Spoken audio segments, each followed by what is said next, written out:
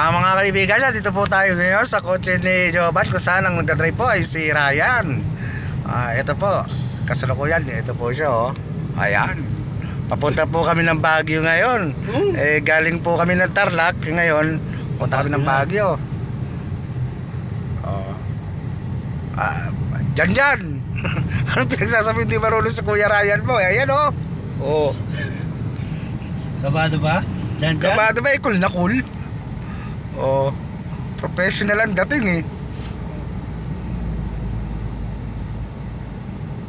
Oh, nasa SM Baguio na tayo.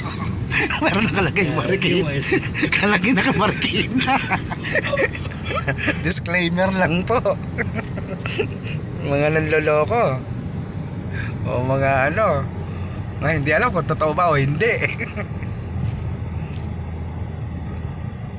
Ayos naman ah. Smooth naman. Pasado naman kung ako instructor.